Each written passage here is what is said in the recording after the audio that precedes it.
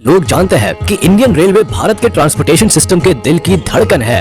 Asia का सबसे बड़ा ये नेटवर्क हर रोज लाखों करोड़ों लोगों को सटीक समय पर उनकी डेस्टिनेशन पर पहुंचाता है। जरूर आपने भी कई बार इस ट्रेन के सफर का मजा लिया होगा, लेकिन क्या कभी आपको ये ख्याल भी आया कि बड़े जोर शोर से पटरी पर दौड़ती ये ट्रेन बनती कैसे है? इसके सभी पार्ट्स को आखिर असेंबल कैसे किया जाता है? कोच, रेल व्हील और इंजन को अलग अलग तैयार करके आखिर साथ में कैसे लगा के पूरी ट्रेन तैयार कर दी जाती है? चलिए आज भारतीय रेल के तैयार होने की पूरी प्रोसेस हम आपको बताते हैं और ये भी बता देते हैं कि आखिर इसे तैयार कहाँ किया जाता है। हमारा रोटेशन सिस्टम का एक बहुत बड़ा हाथ है। एक दौर था जब भारत रेल इंजन विदेशों से खरीदता था, लेकिन आज हमारा देश इंजन तो क्या पूरी ट्रेन को असेंबल करने में सक्षम है। जी हाँ, आपको रोज कम खर्च में सफर करने वाली ये ट्रेन भारत में ही असेंबल होती है। इसे बनाने और जोड़ने का जिम्मा भारत की कुछ कंपनीज पर होता है। वैसे बता दे कि एक ट्रेन को बनाने में कई चीजों का ख्याल रखा जाता है। इसकी मैन्युफैक्चरिंग के कई चरण होते हैं। Full scale design train model से लेकर कोच के डिजाइन और असेंबल तक कई चीजों का ख्याल रखना जरूरी होता है। लेकिन इन्हें जोड़ने से पहले कोच, पहिए और इंजन को बनाया जाता है। ट्रेन में मजबूत पहियों की एक बड़ी जिम्मेदारी होती है। रोज रफ्तार से दौड़ने के लिए इनका परफेक्टली काम करना जरूरी होता है, इसीलिए इसे बनाने की प्रोसेस भी आसान नहीं होती है। ट्रेन के पहिए को बनाने के लिए सबसे पहले रॉड को बनाया जाता है। इसके लिए सबसे पहले उन्हें ब्लेड से छोटे छोटे टुकड़ों में काटा जाता है।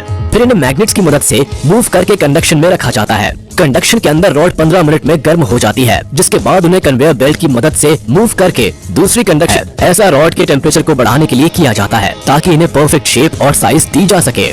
इस प्रक्रिया के बाद रॉड को बाहर निकालकर एक आर्म में रखा जाता है, जहां एक भारी भरकम प्रेस रॉड को आकार देने का काम करती है। लगातार 2 बार प्रेस करने से रॉड पहिए की परफेक्ट शेप में आ जाते हैं। खैर अभी काम खत्म नहीं होता, क्योंकि आगे रोलर प्रेस की मदद से पहियों को प्रेस किया जाता है, ताकि वो पटरी पर चलते हुए अपनी ग्रिप बनाकर दौड़ सके। पहिए को एक शेप देने के बाद बारी होती है उसके बीच के हिस्से को काटने की।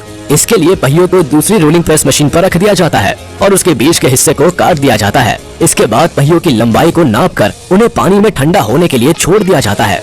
पहियों के नॉर्मल टेम्परेचर पर आते ही उन्हें एक परफेक्ट डायमेंशन में लाने के लिए उनकी रिम और एजेस पर काम किया जाता है। मशीनरी की मदद से जब पहिए सटीक आकार में आ जाते हैं, तब इन्हें टेस्ट किया जाता है। अगर टेस्टिंग में पहियों का आकार और क्वालिटी अच्छी होती है, तो उन्हें तैयार करके ट्रेन के साथ असेंबल करने के लिए अगली फैक्ट्री में भेज दिया जाता है। पहियों के बाद अब बात करें इंजन की, तो ट्रेन में इंजन का अहम हिस्सा होता है।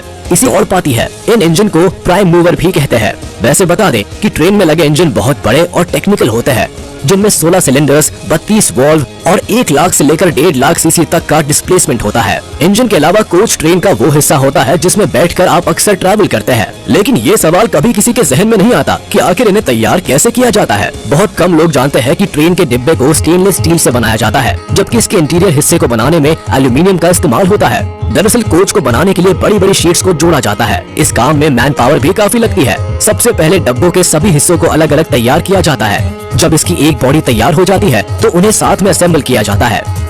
भारत में रेलवे कोचेस बनाने का काम 1955 से पेराम्बूर, चेन्नई के इंटीग्रल कोच फैक्ट्री में होता है। यहाँ रेल डब्बों की मैन्युफैक्चरिंग के हर हिस्से पर काम होता है। इनके मॉडल से लेकर बॉडी असेंबली और टेस्टिंग का पूरा ख्याल रखा जाता है। जब कोच की बॉडी तैयार होती है, तो उसे पेंटिंग के लिए भेज दिया जाता है। साथ में उनके इंजन को भी तैयार किया जाता है। बता दे कि इस दौरान ट्रेन के डब्बों में विंडोज और बॉडी भी फिट की जाती है। अब बारी आती है ट्रेन के सभी हिस्सों को असेंबल करने की। इसके लिए स्प्रिंग लगाकर एक बड़े प्लेटफॉर्म को तैयार किया जाता है, जिसमें ऊपर ट्रेन का ढांचा होता है और नीचे पहियों को सेट किया जाता है। ध्यान रहे, ट्रेन के मॉडल के हिसाब से पहियों को चुना जाता है। पहिए लगाने के बाद इसमें केबल्स के सारे काम को अंजाम दिया जाता है।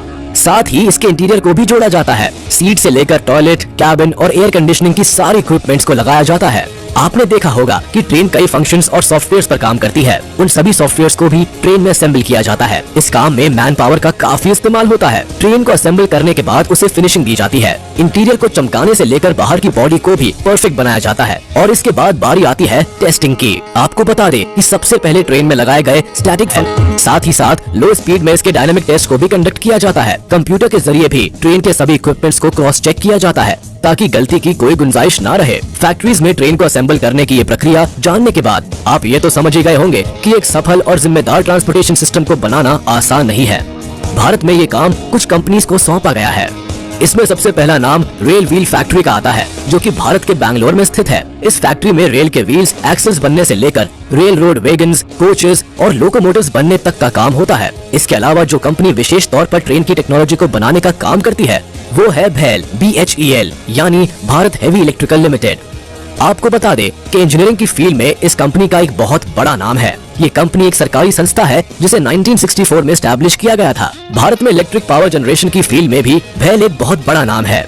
इंडियन रेलवे के विकास में भी इसका एक बड़ा योगदान है। इन्होंने रेलवे के लिए इलेक्ट्रिक इंजन और लोकोमोटिव बनाने में भी काफी काम किया है। ट्रेन को बनाने और असेंबल करने का काम मॉडर्न कोच फैक्ट्री रायबरेली भी करती है। उत्तर प्रदेश के रायबरेली में मौजूद ये फैक्ट्री खास तौर पर प्रोडक्शन का काम संभालती है, यानी कि जिन रेल डब्बों में हम बैठते हैं वो इस फैक्ट्री में भी तैयार होते हैं। अब तो आप समझ ही गए होंगे कि ट्रेन के सभी उपकरण को बनाने और साथ में जोड़ने की प्रक्रिया काफी पेचीदा है। इसकी हर एक बारीकी पर काम किया जाता है, जिससे आपको एक सेफ ट्रांसपोर्ट सिस्टम मिल पाता है। ट्रेन के मैन्युफैक्चरिंग की ये प्रक्रिया आपको कैसी लगी, हमें कमेंट सेक्शन में जरूर बताएं। हम फिर हाजिर होंगे कुछ नए रोमांचक टॉपिक के